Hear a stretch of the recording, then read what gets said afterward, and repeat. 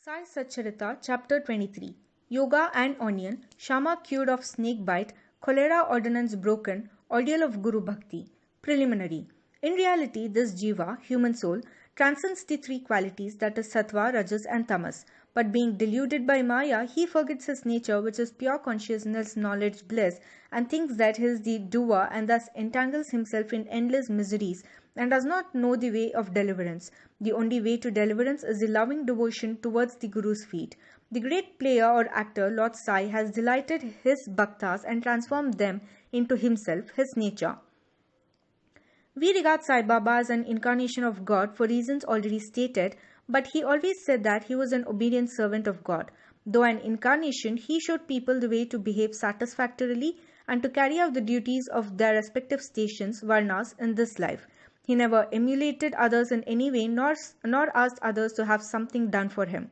For him, who saw the God in all movable and immovable things of this world, humility was the virtue.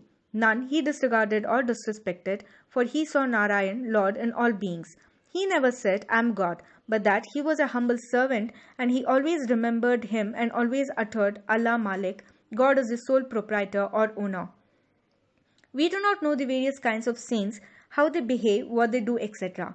We only know that by God's grace they manifest themselves in this world to liberate the ignorant and bound souls. If there be any store of merits in our account, we get a desire or interest in listening to the stories and leelas of the saints, otherwise not. Let us now turn to the main stories of this chapter. Yoga and Onion. Once it so happened that a sadhak of yoga came to Shirdi with Nana Sahib Chandorkar.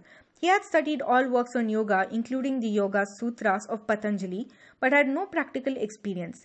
He could not concentrate his mind and attain samadhi even for a short time. He thought that if Sai Baba will be pleased with him, he will show him the way to attain samadhi for a longer time. With this object in view, he came to Shirdi, and when he went to the masjid, he saw Sai Baba eating chapati with onion. On seeing this, a thought crossed his mind. How can this man eating stale bread with raw onions solve my difficulties and help me? Sai Baba read his mind and said to Nana Sahib, O Nana, he who has the power to digest onion should eat it and none else. Hearing this remark, the yogi was wonderstruck and he fell at Baba's feet with complete surrender.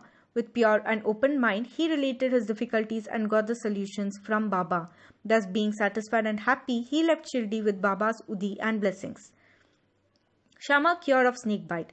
Before Hemant Pant begins the story, he says about the jiva that it can be very well compared with a parrot and that they both are bound, the one in the body and the other in a cage. Both think that their present bound state is good for them. It is only when a helper, that is Guru, comes and by God's grace opens their eyes and liberates them from their bondage that their eyes are open to a greater and larger life, compared to which their former bound and limited life is nothing. In the last chapter, it was shown how Baba anticipated the calamity that was to befall on Mr. Mirika and rescued him from it.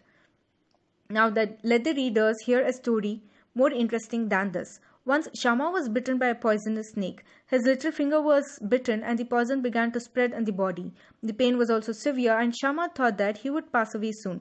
His friends wanted to take him to the god Vithoba, where such cases were often sent, but Shama ran to the masjid to his Vithoba, Sai Baba. When Baba saw him, he began to scold and abuse. He got enraged and said, O vile Badrudya, priest, do not climb up. Beware if you do so. And then roared, Go, get away, come down. Seeing Baba thus, red with wrath, Shama was greatly puzzled and disappointed. He thought that the masjid was his home and Sai Baba his sole refuge, but he was driven away like this. Where should he go? He lost all hopes of life and kept silent. After a while, when Baba became normal and calm, Shama went up and sat near him. Then Baba said to him, Don't be afraid, don't care a jot, a small amount. The merciful fakir will save you. Go and sit quiet at home. Don't go out, believe in me and remain fearless and have no anxiety. Then he was sent home. Immediately afterwards, Baba sent Tatya Patil and Kaka Sahib Dikshit to him with instructions to the effect that he should eat what he liked, should move around in the house, but should never in no case lie down and sleep. Needless to say that these instructions were acted upon and Shama got all right in a short time. The only thing to be remembered in this connection is this, the words of Baba. or the five-syllabled mantra that is go, get away, come down, were not addressed to Shama as it apparently looked, but they were a direct order to the snake and its poison not to rise up and circulate through Shama's body. Like others well versed in Mantra Shastra, he had not to use any incantation, charged rice or water, etc. His words only were most efficacious in saving the life of Shama. Anyone hearing this story and other similar ones will beget firm faith in the feet of Sai Baba, and the only way to cross the ocean of Maya is to remember the feet of Baba in the heart. Cholera epidemic. Once cholera was raging virulently in Shirdi, the residents were frightened and they stopped all communications with the outside people. The Panch of the village assembled together and decided upon two ordinances as a remedy to check and put down the epidemic. They were 1. No fuel carts should be allowed to come in the village, and 2. No goats should be killed there. If anybody disobeyed these ordinances, they were to be fined by the village authorities and punched. Baba knew that all this was mere superstition, and therefore he cared a damn for the cholera ordinances. While the ordinances were in force, a fuel cart came there and wanted to enter the village. Everybody knew that there was dearth or scarcity of fuel in the village, still the people began to drive away the fuel cart. Baba came to know of this. He came to the spot and asked the cartman to take the fuel cart to the masjid. None dared to raise his voice against this action of Baba. He wanted fuel for his dunis, and so he purchased it. Like an Agnihotri keeping his secret fire alive throughout his life, Baba kept his duni ever burning all day and night, and for this he always stocked the fuel. Baba's home, that is the masjid, was free and open to all. It had no lock and key, and some poor people removed some wood from there for their use. Baba did not grumble about this. Baba saw that the whole universe was pervaded by the Almighty, and so he never bore enmity or ill will to anybody. Though perfectly detached, he behaved like an ordinary householder to set an example to the people. Ordeal of Guru Bhakti. Let us now see how the second cholera ordinance fared with Baba. While it was in force, somebody brought a goat in the masjid. It was weak, old, and about to die. At this time, Fakir Fir Muhammad of Malegaon alias Bade Baba was near. Sai Baba asked him to behead it with one stroke and offer it as an oblation. This Bade Baba was much respected by Sai Baba. He always sat on the right side of Sai Baba. After the chilim pipe was first smoked by him, it was then offered to Baba and others. After the dishes were served at the time of taking meals at noon, Baba called Bade Baba and made him sit on his left side, and then all partook of food. Baba paid to him also daily ₹50 out of the amount collected as dakshina. Baba accompanied him 100 steps whenever he went away from the masjid. Such was his position with Baba. But when Baba asked him to behead the goat, he flatly refused, saying why it should be killed for nothing. Then Baba asked Shama to kill it. He went to Radha Krishnamai and brought a knife from her and placed it before Baba. Knowing the purpose for which the knife was taken, she recalled it. Then Shama went to bring another knife but stayed in the Vada and did not return soon.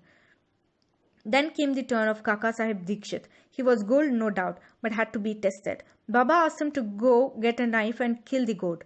He went to the Sathya's Vada and returned with a knife. He was ready to kill it at Baba's bidding. He was born in a pure Brahmin family and never in his life knew killing.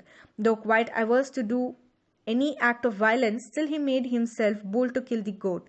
All the people wondered to see that while Bade Baba, a Mohammedan, was unwilling to kill it, but this Brahmin was making preparations to do so. He tightened his dhota and with a semicircular motion raised his hand with the knife and looked at Baba for the final signal. Baba said, "What are you thinking of? Go on, strike."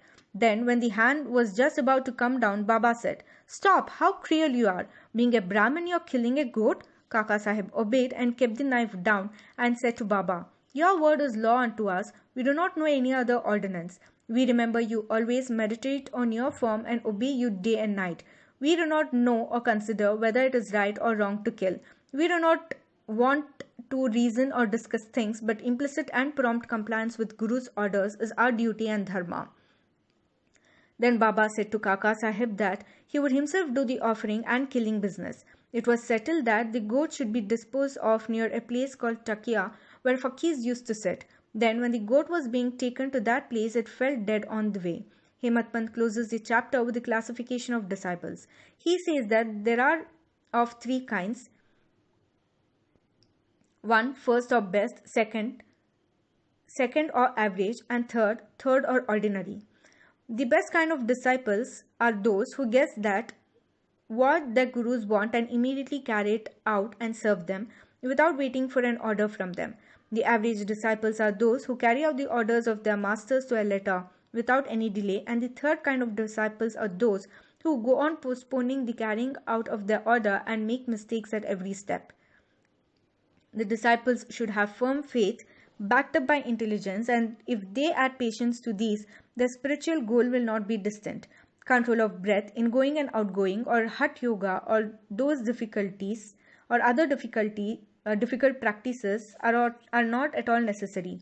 When the disciples get the above mentioned qualities, they become ready for further instructions, and the masters then appear and lead them on in the spiritual path to perfection. In the next chapter, we deal with Baba's interesting wit and humor. Bow to Sri Sai, peace be to all.